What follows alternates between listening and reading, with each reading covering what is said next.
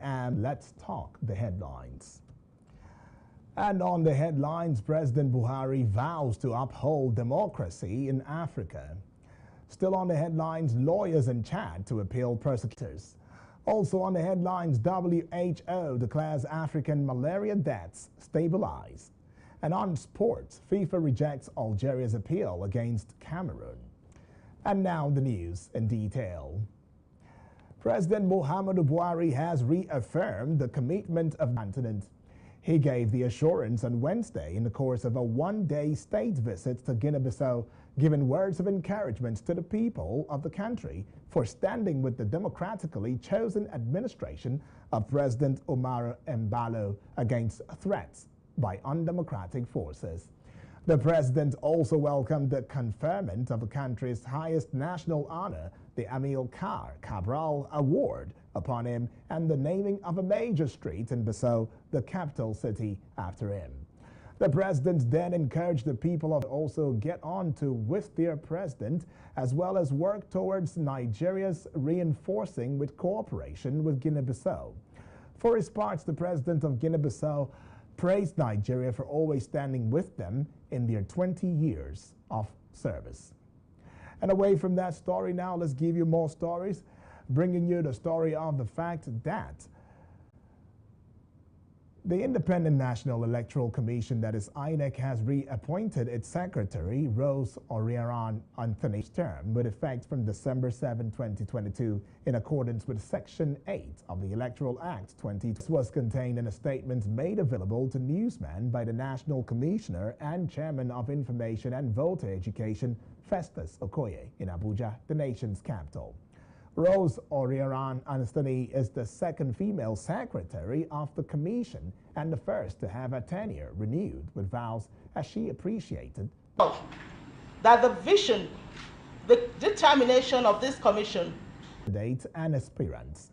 The commission reminded all political parties of their obligation to submit the required reports to the commission in accordance with the provisions of Section 90, Subsection 4 of the Electoral Act 2022 and the applicable sanctions for failure to comply as provided in Section 89, Subsection IP, The Minister of Humanitarian Affairs, Disaster Management and Social Development, Sadia Umar Farouk, announced this at a press conference in Abuja, Nigeria's capital.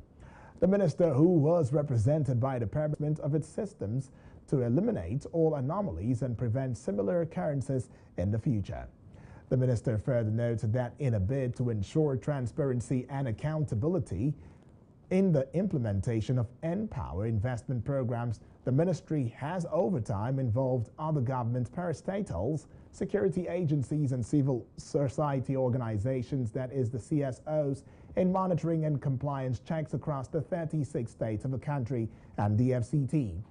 The minister therefore called on members of the public to come forward with information on any irregularities noticed in the implementation of the National Social Investment Program, that is the NSIP.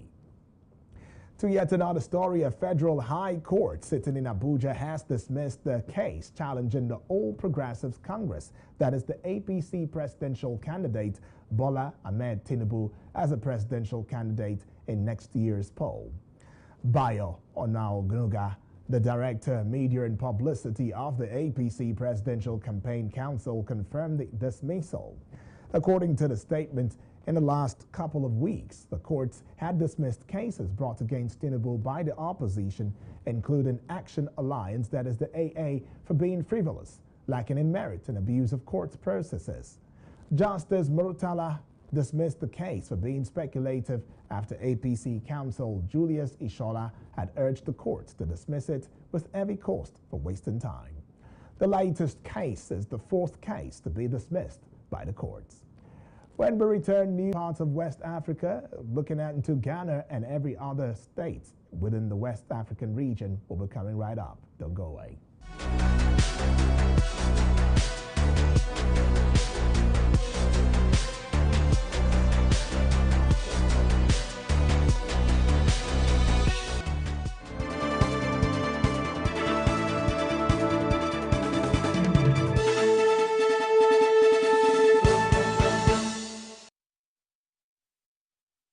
Always a delight to have you back. This is Africa Today on Hills TV. And now talking stories. The Ghana Armed Forces have arrested a man as a senior military officer of the forces base in Burma Camp, located in the capital city. Suspect identified as Rufai Abubakar was arrested after trying to access a military installation using forged. A press release by the Ghana Armed Forces on Wednesday, December 7, 2022, revealed that the suspect, who entered Burma Camp in a commercial vehicle, was closely monitored as he alighted at a bus stop. And headed statement also has it that the suspect posed as a senior military officer to enable him to defraud one Abdullah Abdul Fattahu, from whom he had collected an amount of 3,000 Ghana cedis. That is equivalent to 200. Rufai Abubakar took the military police officers to two residences where they discovered several incriminating documents and a toy pistol. The suspect, according to the GFA, has since been handed over to the Criminal Investigations Directorate, that is the CID of the Ghana Police Service, for further investigation and prosecution. The Secretary of the Bar Association in Chad announced lawyers would appeal the prosecution of the October 20th demonstrators. Last Monday, a court sentenced 262 people out of 401 arrested following deadly protests in October. Secretary of the Bar Association of Chad, Kolmem Nadjro, said they were deported. Now they have been convicted and some have been released. So they say. But that does not mean that the procedure was followed. What we are criticizing as human rights defenders as the bar is the procedure. What has been biased is a parody of justice. So the lawyers are going to have to appeal to get justice. I hope the appeal judges will follow the law, he said.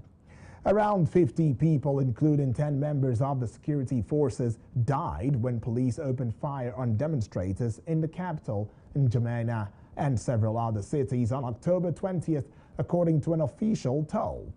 Strongman General Mohammed Idris Deby knows demonstrators of insurrection and attempting to stage a coup.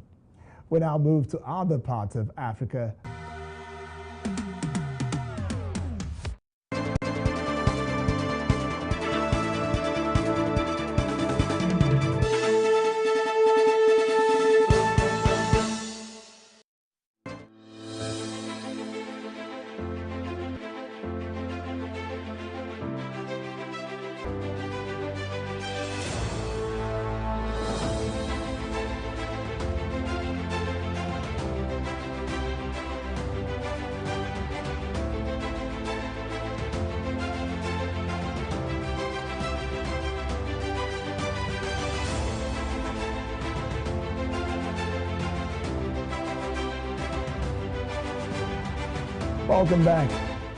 Welcome back and thank you for staying with us. It is Africa Today on Hills TV. Talking more stories, the World Health Organization says that malaria cases and deaths remained stable last year after worrying rise due during the COVID pandemic. It, however, warned in its World Malaria Report released on Thursday, including mosquito resistance to insecticides and parasite drugs used to treat malaria. The Apex Health Organization revealed that 95% of all malaria cases are in Africa, with children under 5 most at risk. Despite the ongoing disruption to health, 19,000 treatment, but the increase in resistance to insecticide tweet. The free courses are being offered in the spirit of celebration, it said. Opposition leader Raila Odinga has announced plans to hold parallel celebrations on the same day at a venue in the city, about 18 kilometers, that is 11 miles. European Citizens for Social Justice, that is the army, that is the OLA in Oromia region. Azema is one of the main opposition parties that agreed to work with the government, and its calls follow attacks that have claimed the lives of hundreds of civilians, destroyed property, and displaced millions in western Oromia. Meanwhile, the spokesman of the rebel Tigray People's Liberation Front, that is the TPLF in northern Ethiopia, Getachew Reda, in a Twitter post accused federal authorities of fanning the conflict in Oromia. Coming right up next would be business, and let's begin to give you that story already. The federal government of Nigeria on Wednesday said it had recovered over 120 billion. That's the administration fight against corruption was 2022. And now let's bring to you the fact that promoters of the African Continental Free Trade, that is the AfCFTA, have said that the agreement has the potential to grow trade values in Nigeria to the tune of $12 billion between 2023 and 2027. In a manual made available to journalists on Wednesday during the Nigeria AfCFTA implementation strategy validation held in Lagos, Boss Bill on the AfCFTA. The manual also said that the agreement would execute trade facilitation and infrastructure programs to trade value to $12 billion, reduce trade costs by 20% by facilitating enactment of an omnibus imports to protect domestic markets, noting that the AfCFTA was poised to capture 10% Economic Commission for Africa, that is the UNECA. Adeyinka Adeyemi, in his opening address, said that the principle for success lay in its strategy. Still to come on Africa Today is sports.